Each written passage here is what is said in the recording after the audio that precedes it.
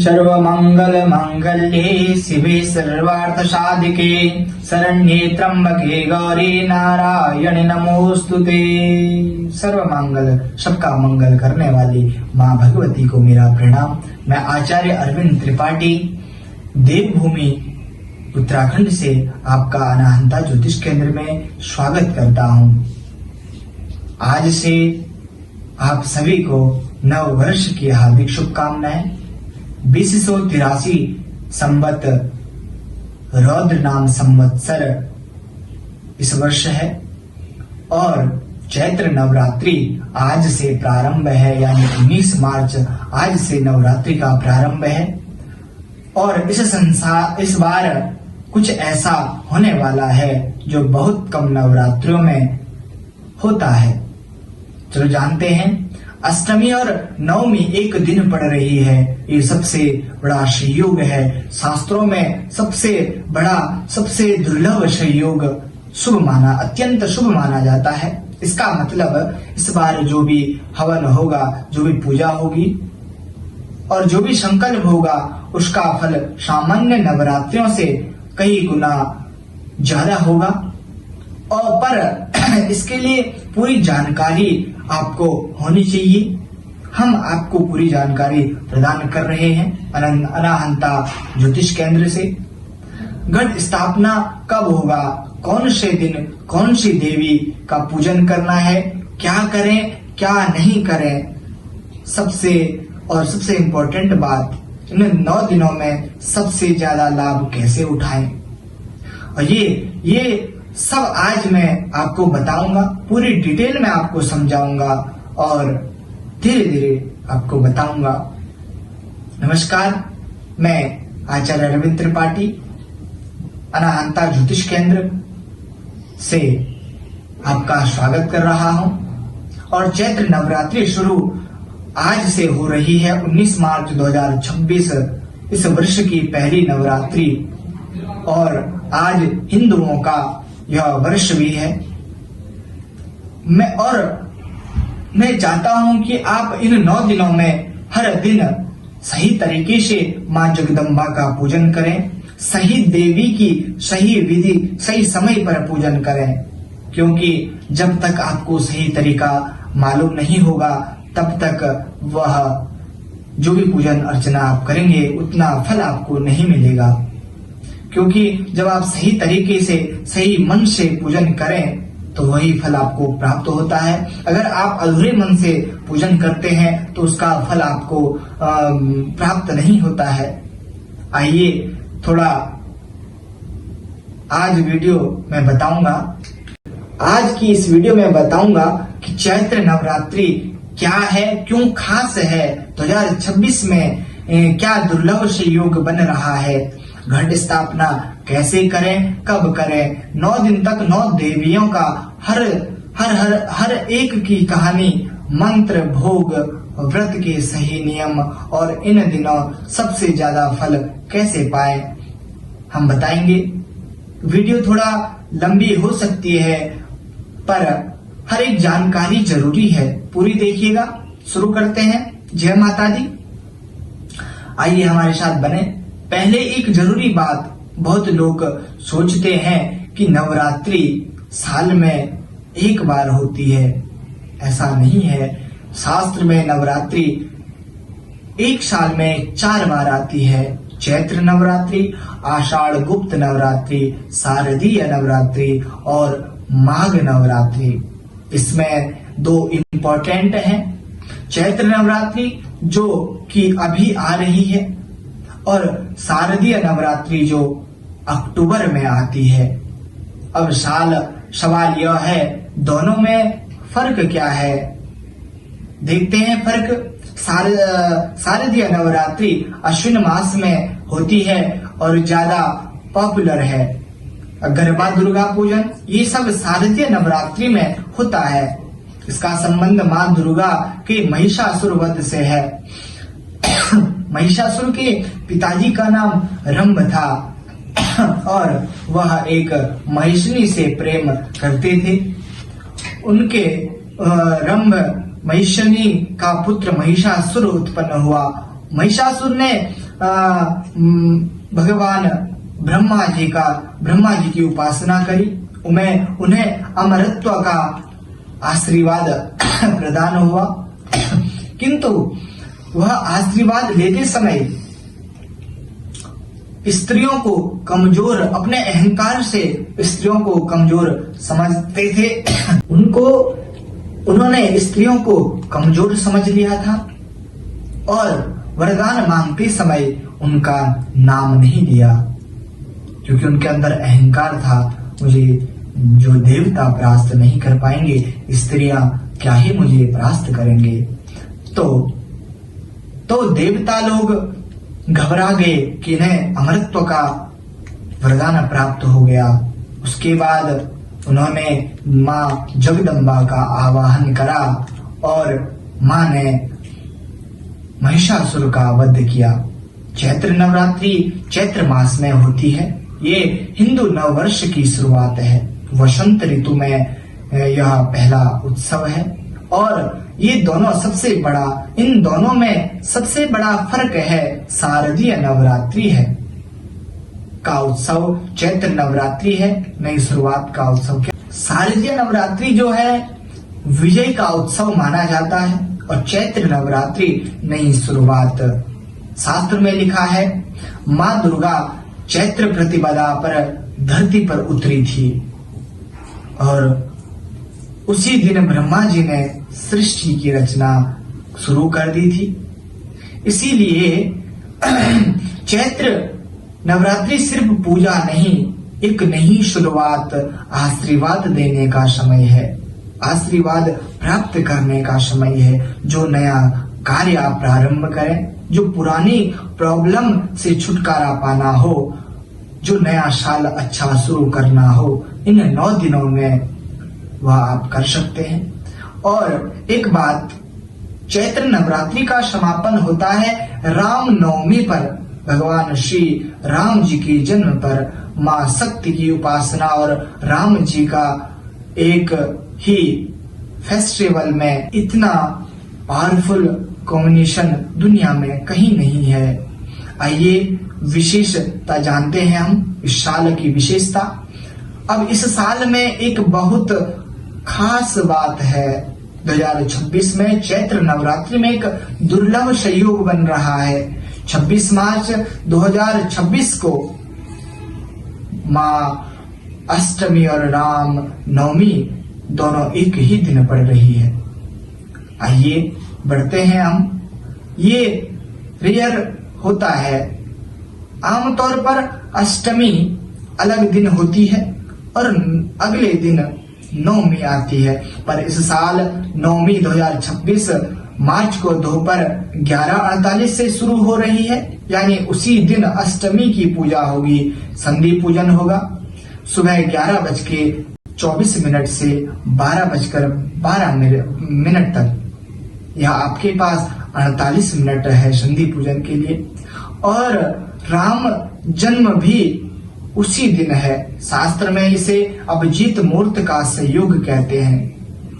और जब अष्टमी और नवमी एक दिन आती तो उस दिन संधि पूजन का फल 100 गुना ज्यादा होता है। और इस वर्ष माँ दुर्गा का आगमन डोली पर हो रहा है और प्रस्थान हाथी पर हो रहा है। डोली का अर्थ है कि ये समय थोड़ा संवेदनशील है, पर हाथी पर प्रस्थान का मतलब 9 दिनों में जो सच्चे हृदय से, सच्चे मन से सुख मतलब है जो 9 दिन तक माँ का पूजन सच्चे मन, सच्चे हृदय से करता है, उसके घर में सुख समृद्धि और शांति का आगमन होता है। इसलिए इस वर्ष नवरात्रि को हल्के में मत लीजिएगा। यह स्पेशल यह एक स्पेशल विशिष्ट बंद करो इसे। हाँ बंद करो। इस साल नवरात्रि को हल्के में मत लीजिएगा, ये एक स्पेशल अवसर है। अब जानते हैं पहले दिन क्या करना है। घट स्थापना की विधि आपको बताते हैं।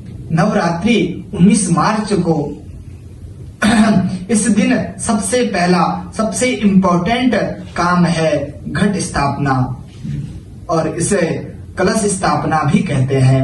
नवरात्रि, यह नवरात्रि की प्रथम सीढ़ी जिसे कहते हैं हम, वह है जो घट स्थापन है, वह प्रथम सीढ़ी है। बिना घट स्थापन के नवरात्रि अधूरी रह जाती है। मुहूर्त देखते हैं। पहला शुभ मुहूर्त आपका 6:52 से 7:43 तक है। यह सबसे उत्तम समय है, किंतु अगर कोई इस समय पर नहीं कर पाता है तो अभिजीत मुहूर्त में करें। दोपहर 12:05 से 12:53 तक यह मुहूर्त है। सामग्री देखिएगा, मिट्टी का पात्र आपके पास उपलब्ध हो तो मिट्टी का पात्र लीजिएगा, और जौ को अगले दिन आपको भिगा के रखना है, क्योंकि जो नवरात्रियों में ये चीज करते होंगे, ये नॉलेज आपको होगी। और जो पहली बार कर रहे हैं तो इस प्रकार से आपको जौ उगानी है, भिगा कर रख करके उन्हें बोते हैं। एक नई शुरुआत का प्रतीक माना जाता है। तांबा या मिट्टी के कलश पर गंगा जल रखें। वैसे तांबा का कलश उचित माना जाता है। तांबे के कलश में आपको क्या करना है, गंगा जल डालना है। गंगा जल में अगर आपके पास सप्तधान्य है, सप्तधान्य उस कलश में डालने हैं। फिर उसमें एक सुपारी आपको लेके आनी है और नारियल लेके आना है। नारियल पर लाल कपड़ा लेके आना है। लाल कपड़ा नारियल पर लपेट कर रौली से बांध देना है। रौली मोले धागे से बांध करके विधि से पूजा स्थान पर गंगा जल से शुद्ध करना है, और चौकी पर लाल कपड़ा बिछाएं और माँ दुर्गा की प्रतिमा या चित्र स्थापित करें। मिट्टी के पात्र में जौ बोएं, उसके ऊपर से कलश को स्थापन कर दें। कलश में जल भरें। कलश के मुंह पर आम पीपल के पत्ते लगाएं, उसके ऊपर से नारियल स्थापित करें। फिर दीप, धूप, दीप, नैवेद्य, यह सामग्री आप इकट्ठी कर लें। ये चीज इकट्ठी कर करके माँ भगवती का पूजन करें। पूजन से पहले आप संकल्प ले लें। इस वर्ष आप माँ भगवती से क्या मांगना चाहते हैं, क्या संकल्प है आपका। एक जरूरी बात है कि घट स्थापन के बाद जब तक नवरात्रि हो, घर में सात्विकता रखें। मांस, मदिरा, लहसुन, प्याज वर्जित है। घर में झगड़ा, अभद्र भाषा वर्जित है। जौ बोने के बाद नवमी तक वो बढ़ते हैं। जितना अच्छा जो आपके घर में होता है उतना शुभ माना जाता है। और आगे बढ़ते हैं। आइए 19 मार्च को आज जो कि प्रथम दिन माँ शैलपुत्री का पूजन होता है। शैल मतलब होता है पर्वत। पर्वत की पुत्री जो माँ शैलपुत्री, हिमालय की पुत्री माँ पार्वती का पहला रूप है। ये माँ दुर्गा की 9 शक्तियों में से एक है। बैल पर सवार माँ एक हाथ में त्रिशूल, दूसरे हाथ पर कमल लिए बैठी हुई है। शास्त्र में कहा जाता है कि माँ शैलपुत्री चंद्रमा को नियंत्रित करती है। कुंडली में जिन जातक का भी कुंडली में चंद्र खराब हो, थोड़ा कष्टदायी हो, उसका निवारण आपको शैलपुत्री की उपासना से होगा। आज का रंग आपका पीला है। पीला रंग ज्ञान, प्रसन्नता और ऊर्जा का प्रतीक है। भोग आपको शुद्ध गाय का घी आपको प्राप्त हो सकता है तो वह उससे भोग लगाएं। शास्त्र कहता है इससे आरोग्य मिलता है। शुद्ध घी का भोग लगाने से आपको आरोग्य, सुख, समृद्धि की प्राप्ति होती है। और इसका बीज मंत्र यह है कि ओम देवीं शैलपुत्री नमः। 1000 या 108 बार आप इस मंत्र का जाप करें और माँ भगवती से, माँ से प्रार्थना करें, हे माँ शैलपुत्री, आज मैं प्रार्थना करता हूँ कि नई शुरुआत के लिए, नए साल के लिए अपने और अपने पूरे परिवार के स्वास्थ्य के लिए मैं प्रार्थना करता हूँ। और दूसरा दिन है माँ ब्रह्मचारिणी का। ब्रह्म का मतलब होता है तपस्या और चारणी का मतलब होता है आचरण। ये वो रूप है जो माँ पार्वती ने भगवान शिव को पाने के लिए 1000 साल तपस्या करी थी। बिना अन्न खाए, बिना जल पिए, सिर्फ पत्ते खा करके माँ ने वह ब्रह्मचारिणी रूप में भगवान शंकर को पाने के लिए तपस्या करी थी। फिर बाद में तो उन्होंने पत्ते का भी त्याग कर दिया, इसलिए इनका नाम अपर्णा भी कहा जाता है। जिन्होंने पत्तों का भी त्याग कर दिया। दाएं हाथ पर जब माला लिए माँ और बाएं हाथ पर कमंडलू लेकर बैठी है। शास्त्र में कहा जाता है माँ ब्रह्मचारिणी मंगल ग्रह को नियंत्रित करती है और जिन भी जातकों के कुंडली में मंगल दोष हो, विवाह इत्यादि में कष्ट हो, या करियर में बाधाएं उत्पन्न हो रही हो, तो आज की विशेष पूजा करें। आज आपको हरा रंग माँ के लिए वस्त्र अर्पण करने हैं, या तो आप हरे वस्त्र कुछ पहन लें। और हरा मतलब नई उम्मीद, विकास, समृद्धि का प्रतीक माना जाता है।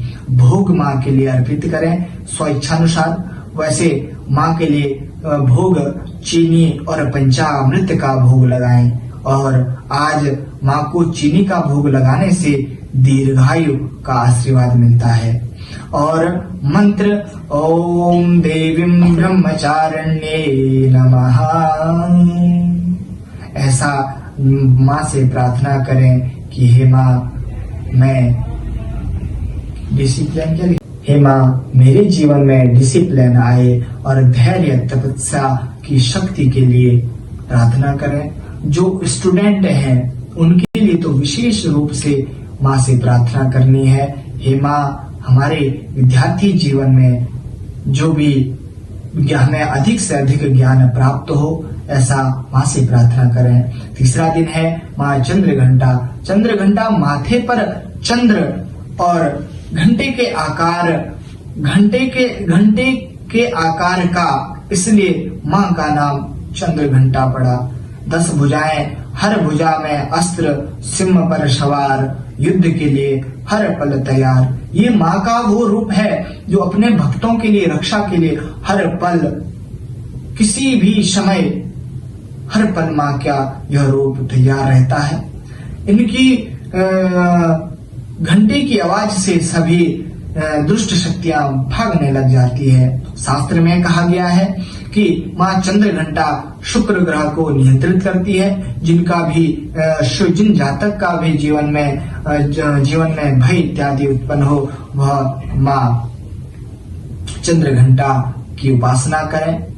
नेगेटिव एनर्जी से जिन्हें डर लगता हो, उन्हें माँ चंद्र घंटा की विशेष उपासना करनी चाहिए। आज का रंग आपका ग्रे है। भोग दूध से बनी खीर अर्पित करिएगा। और आज के दिन माँ चंद्र घंटा से प्रार्थना करें।